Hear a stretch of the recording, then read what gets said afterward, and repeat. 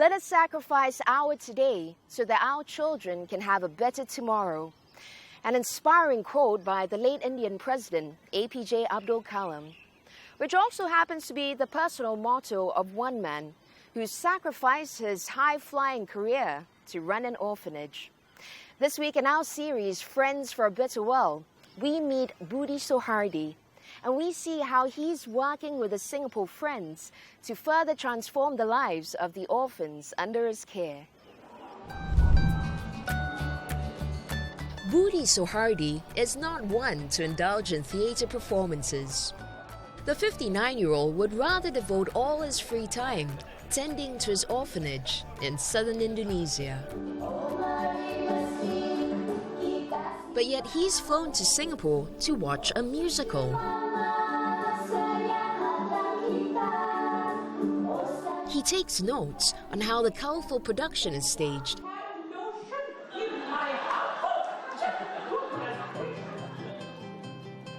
And talks to arts veterans like Desmond Sim about costume design and props. What kind of material should be used? The softer the material, the more it allows them to flow, I think, that's what we want for the stage. Budi is a man on a mission. He's planning to stage a musical this September starring the kids from his orphanage. Okay, excellent. It'll be staged at the Ciputra Artpreneur Centre, a grand theatre in Jakarta that seats more than 1,000 people. At the moment, I feel lost. I've never done this before in my life.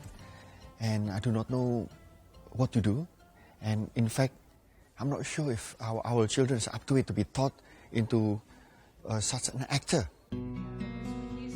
But Budi is not alone. He has the help of his friends like Desmond, who are experts at staging slick and professional productions. There's also Richard, a choreographer, Joyce, the musical's producer, and Nita Artson, an Indonesian jazz musician and singer. And then there's the Singapore Internationale Foundation. They're supporting this team of artists to create what they call a creative education program for the orphans. The SI believes in the role of the arts. We see that the creative education program can bring a lot to the youth. These children at the Rosslyn Orphanage, they've forged friendships with us now. Okay. Once the Singapore meetings are done, it's off to Kupang, Indonesia to start training the children.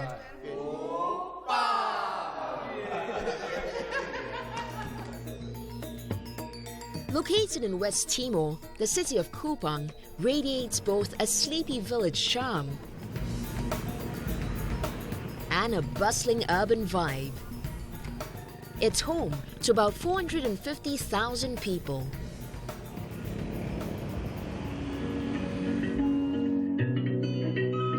The sasando, a harp-like device, is considered Kupang's national musical instrument.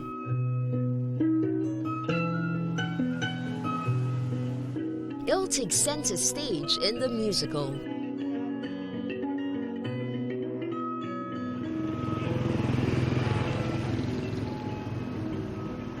The Singapore team finally arrives at the Rosslyn Orphanage. Welcome.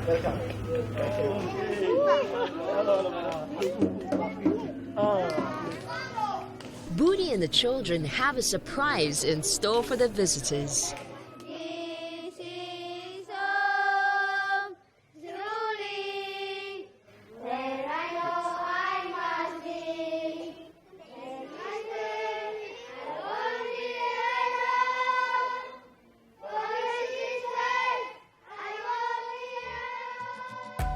Rosslyn Orphanage was founded by Budi and his wife Peggy in the early 2000s.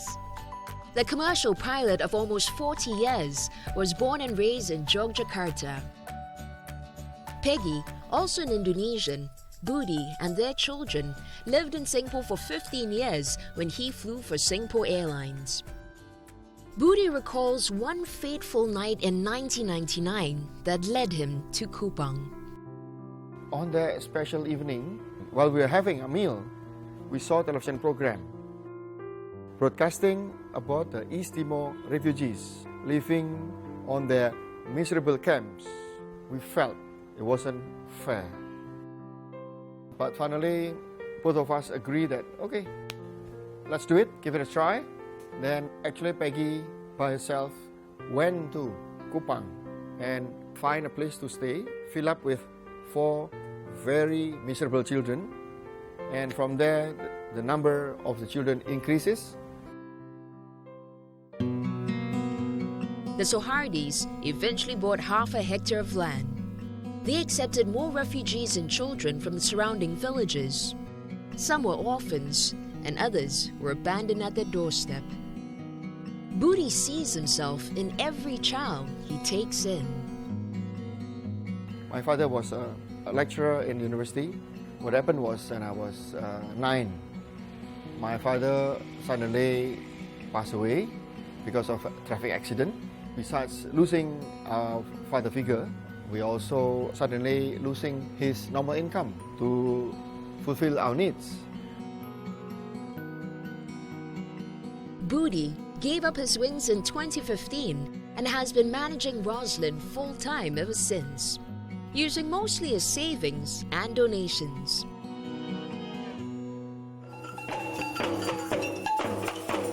The 135 children here range in age from toddlers to 20-somethings. The older children attend public schools, and the younger ones go to a kindergarten next door, one that Budi set up.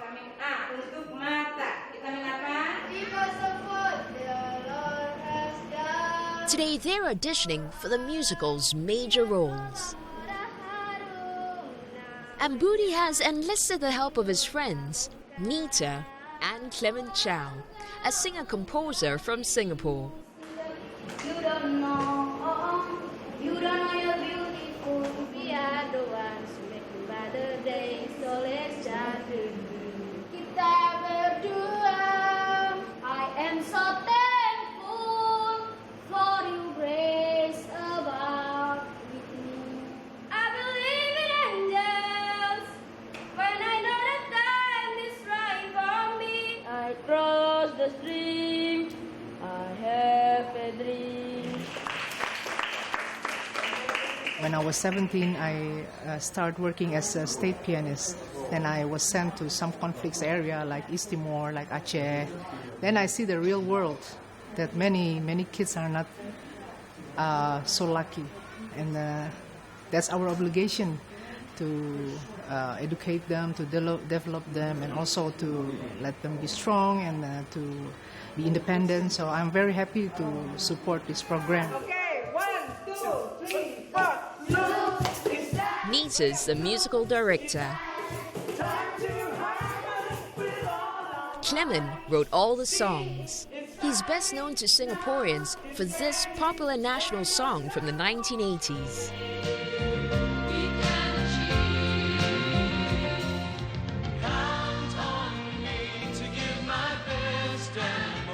Well, I've known Nita for quite a long time already, and I think she is also very capable in more than one ways, not just musically, but because she understands the culture. So I think the mainstay of this whole project is about togetherness between the two countries. So I think maybe at this point, why don't we do the song? Okay, the harvest song. Okay.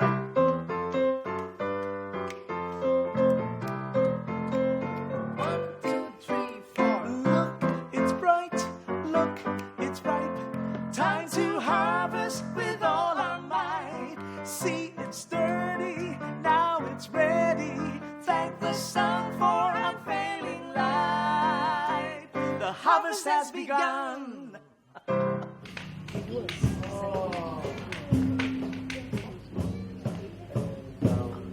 Next, it's rehearsal time for the female dancers.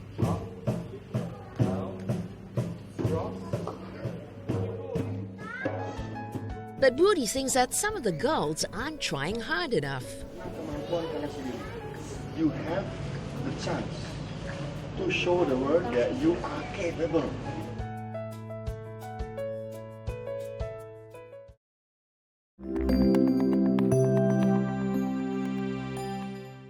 former pilot Budi Soehardi has enlisted the help of his Singapore friends, respected arts practitioners, to mold the orphans under his care into musical performers. But can these amateur actors swing it in time for the big day?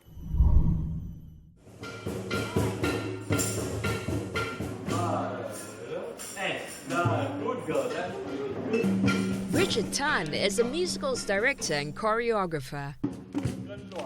The 60-year-old Singaporean has been grooming dance talents since the 1980s.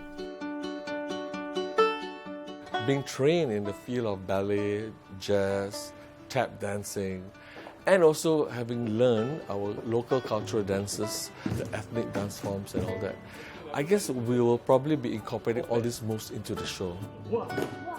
This musical called The Heart of the Dragon Fruit Flower, it's about a story of how this little young ant who got separated from her parents and found himself lost in a forest, but were discovered by a bumblebee and a ladybird.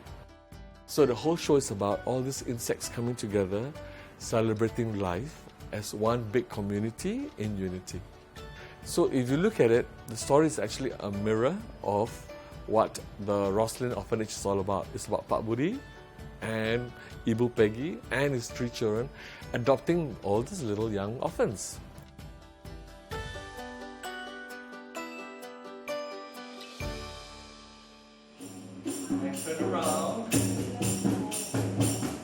And what I do usually when I work with kids overseas is that we tap onto their basic instincts, their simple moves, make their body move and groove to flow, to find the balance and all, will be quite easy for them to adapt. But some have trouble adapting to the new dance moves. Budi steps in with a stern word for the girls. You have the chance to show the world that you are capable. I don't want mediocre efforts to be given. You must be 100% or 120% if possible, because that's how to do things better. Even though it's not easy, discipline must be maintained, must be fulfilled. The musical won't just foster discipline and dedication among the children. It'll also take Budi one step closer to securing a brighter future for them. He hopes to raise more than $140,000 from the concert. Money that will go towards building a polytechnic and a farm called Tesabella to further their education. Budi is already testing his $3 million idea of a campus farm on a piece of land near Roslyn Orphanage. This is the prototype of Tesabella Eco Farm. Tesabella is 43 hectares of land. We will do farms for plants, farms for animals. Those polytechnic students will be studying about things such as general agriculture, and then irrigation technology, and then machinery design for agriculture, and post-harvest management courses. Basically, we want to have the place to develop or train as entrepreneurs. We want them to be an agent of change, useful to society.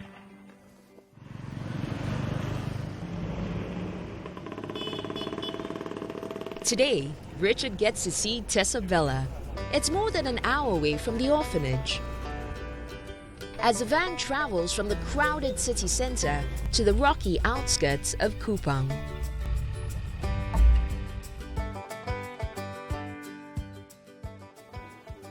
And currently, where we're standing is here. And this is a housing and water facilities. And it all comes right from below the land below. Yes, we got the water from 59 meters deep. This is farm for the plants. All right. We will be planting something like chili, tomato, onions. Then, can you imagine, from our own planted plants, Yes. we can make your delicious sambal chili. Just what I need. Just to survive on the land. Sambal belacan. Yes, So typical of my Peranakan heritage, right? But where will the students be? we will dedicate this area, 10 hectares, for education center. That's right. And while they are not doing any activities, Yes. they will be working together with me, my wife and my kids and the rest of the orphanage children to work at the farms.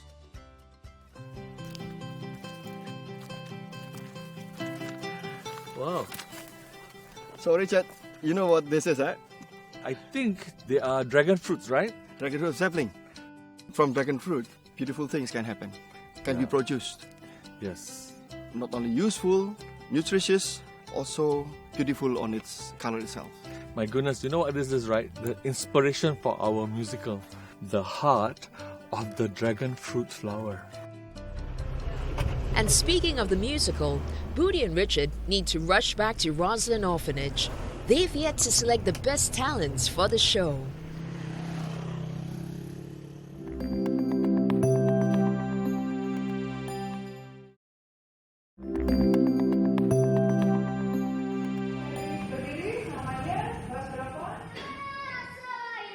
It's not business as usual at Budi Soehardi's Roslyn Orphanage.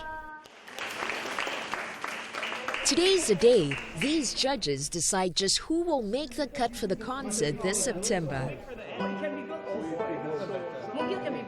How about Chris? Well, What role will you give him? Two of Budi's 3 children will be starring in the production. 26-year-old Christine, an audio engineering undergraduate, and 20-year-old Christian, who's awaiting university admission. They'll train the selected youngsters when the Singaporeans are away. To the Soehardi siblings, the children are part of their extended family. In fact, Christine has known 2 of them, Cynthia and Chris, since they were babies. She recalls how Chris became a part of the Roslyn family. So one day, this lady came in and I thought it was just somebody visiting. But a couple of days later, there was a baby in the house. I didn't realize that she was pregnant because she had a flat stomach, which I later found out that she binded to conceal her pregnancy.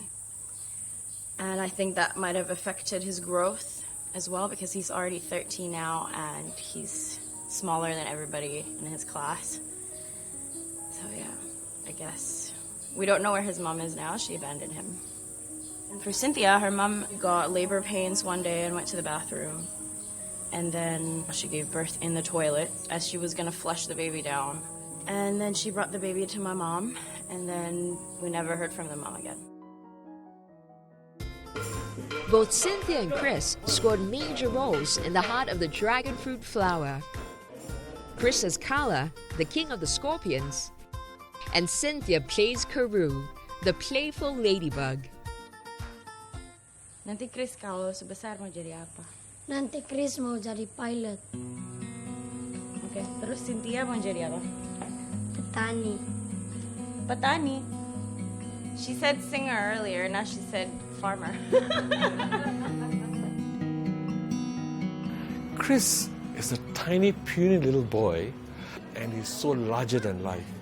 And that's exactly what we need for a young talent, to find that X factor in these little kids. And that was what we call a star in the making, hungry to get on stage. She can't wait.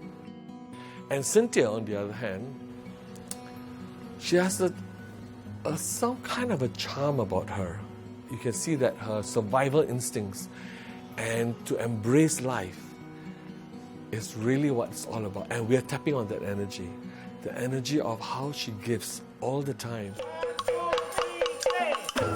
Who would have thought from an orphanage to be asked to star or to be the main character on a play? Both of them are not knowing who their parents were or are.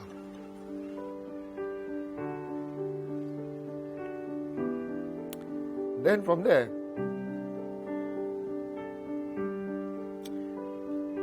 given a possibility, being recognized to something which is unachievable by those kind of people. So it's very happy.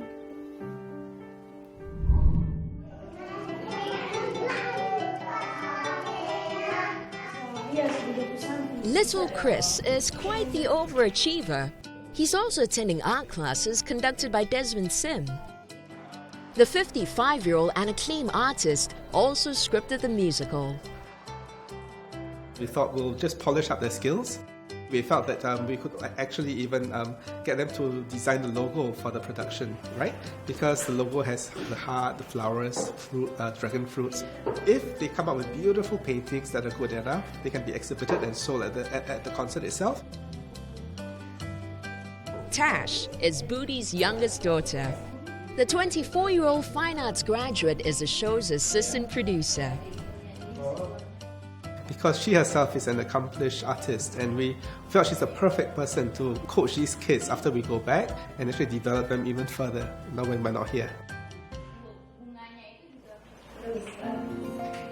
It's amazing how Pak Budi and this whole family, and they are looking after over 100 kids. I just want to be part of it. And it's just that wonderful feeling that we can give of ourselves, continue to give of ourselves to a faraway land. So it's about our legacy to pass on to the next generation, and what more better opportunity than to be working with young people here. We are so blessed that the people who are training them, well, I must say that maybe they are Singapore's best on their fields. Even though they have never been on the play production, you can see the children, how the children progressing. They can grab the idea. We are given the best teachers.